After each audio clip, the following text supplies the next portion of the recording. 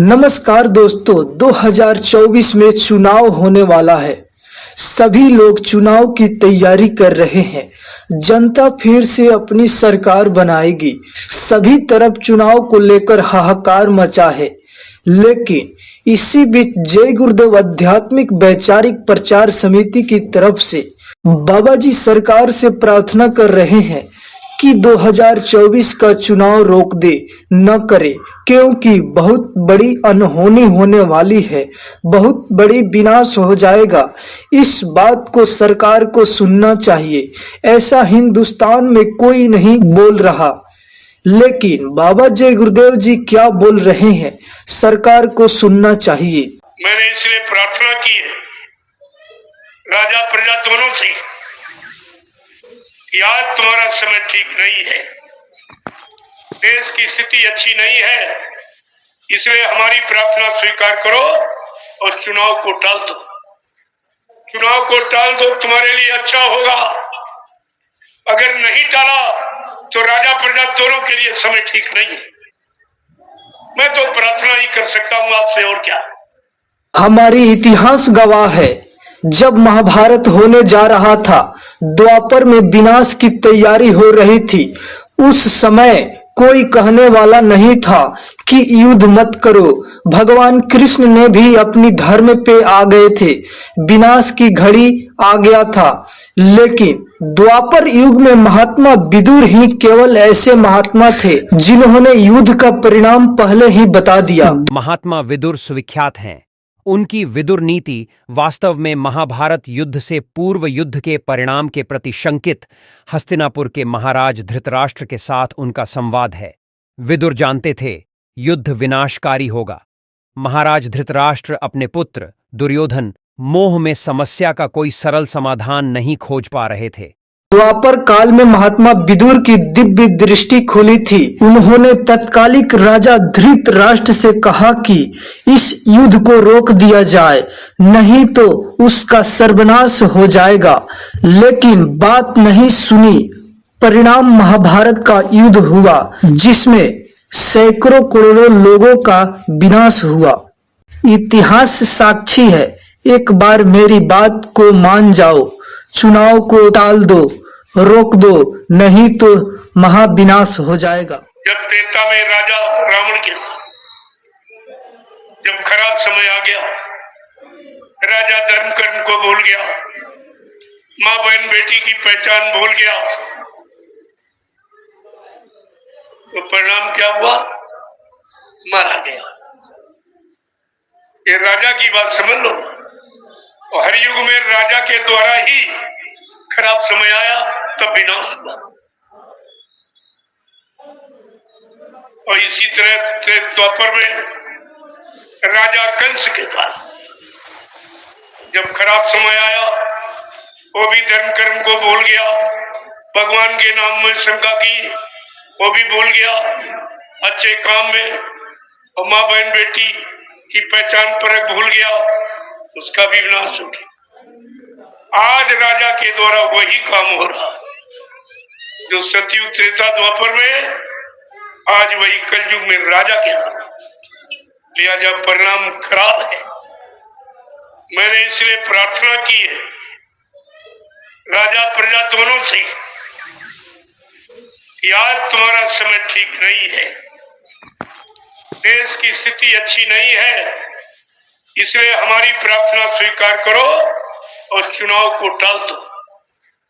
चुनाव को टाल दो, तुम्हारे लिए अच्छा होगा। अगर नहीं टाला तो राजा प्रजा दोनों के लिए समय ठीक नहीं है। मैं तो प्रार्थना ही कर सकता हूं आपसे, और क्या। मान लोगे तो ठीक है, नहीं तुम जानो, तुम्हारा काम जाने।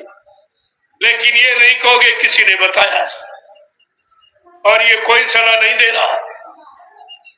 जब मंत्री जो राजा के सलाहकार, वो आज अच्छे कर्मों की सलाह, अच्छी नीति की सलाह अगर न दे तो समझ लो वो राजा के हितैषी नहीं है, वो राजा का विनाश चाहती है। ये बात आपको इतिहास से जानकारी ले लेनी चाहिए। लेकिन कोई न कोई तो अच्छी नेक भली सलाह देने के लिए रहता ही है, और वो है केवल सिर्फ महात्मा। जब द्वापर में महाभारत के समय कोई नहीं कहने वाला था कि अधर्म ये पाप है, इसे मतलब यानी टाल दो, युद्ध को टाल दो, राजा के लिए प्रजा के लिए ये समय अच्छा नहीं है, किसी ने नहीं कहा, लेकिन उस समय कहने वाला था महात्मा विदुर। ये महात्माओं का काम है, वही भूत भविष्य वर्तमान के जानकार है, वो बुरे समय को जानते हैं, और राजा प्रजा का जिसमें भला और कल्याण है वो उसकी सलाह देती। तो महात्मा विदुर ने कहा था ये समय अच्छा नहीं है, राजा से कहा युद्ध टाल दो, युद्ध करने का समय अच्छा नहीं है, इसका परिणाम अच्छा नहीं होगा, न तुम्हारे पास यानी पुत्र बचेंगे, न राज्य बचेगा, न तुम्हारे परिवार बचेगा, न तुम्हारा राज्य बचेगा। ये महात्मा विदुर ने संदेश दिया और नहीं माना तो विनाश सामने आ गया। आप रोज देखते हो महाभारत विनाश का कारण है कि महात्मा की बात को नहीं माना गया। आज मैं बार बार राजा प्रजा से प्रार्थना करता हूं कि तुम्हारी स्थिति अच्छी नहीं है, ये चुनाव करने का समय ठीक नहीं है, तुम्हारे देश समाज की स्थिति अच्छी नहीं है, तुम्हारे पास धन नहीं है, लिहाजा ये चुनाव आप टाल दीजिए, आपके लिए, आपकी प्रजा के लिए, दोनों के लिए अच्छा होगा। इसमें राजा का भी सम्मान, प्रजा का भी सम्मान है। और नहीं मानोगे भाई, तुम जानो तुम्हारा काम, मेरा काम तो प्रार्थना करने का है। महात्माओं ने हमेशा अपने राजा को समझाया, जब कोई गलत समय आने को हुआ तो उन्होंने समझाया है। मैं आज आपको समझा नहीं रहा हूं, मैं प्रार्थना कर रहा हूं, मान जाओगे अच्छी बात है, नहीं भाई तुम जानो तुम्हारा काम, तुम्हारी माली हालत अच्छी नहीं है, तुम्हारे खजाने में पैसा नहीं है, मुझे सब मालूम है, आप हमसे छिपा नहीं सकते, लिहाजा आप चुनाव को टाल दीजिए, आपके लिए अच्छा नहीं। बस इतना हमारा आपसे कहना है। हमको तो कुछ चाहिए नहीं, न चंदा, न नोट, न वोट, न प्रधानमंत्री बनना, न राष्ट्रपति बनना, न मुख्यमंत्री। ये गंदगी वाला स्थान हम लोग नहीं जाते, ये मां गंदगी। क्यों? तब से राज और राज से नरका। तपस्या आपने की है तो राजा बने हो, और राज भोग कर रहे हो तो नरक में चले जाओगे। तमाम राजे महाराजे, बड़े बड़े धनी मानी, वो बेचारे नरकों में पड़े, यमराजा की जूतियों की मार खा रहे, उनको वहां कोई बचाने वाला नहीं है। तुम्हारा खजाना, तुम्हारा धन, तुम्हारी प्रजा, तुम्हारे सहयोगी वहां नहीं जाएंगे जो तुमको बचा सकेंगे।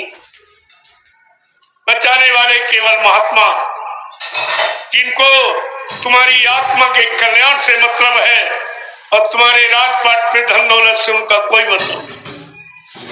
अगर मान लोगे तो अच्छा रहेगा। जब समय खराब आता है तो हमेशा भक्तों का इतिहास बता रहा है, भक्तों ने समय की जगह नाम का सहारा लिया। ध्रुव प्रहलाद ने, जो योगियों ने हरि नाम जगाया था, उसका सहारा लिया, उनका बचाव हो गया, बाकी सब मानेंगे।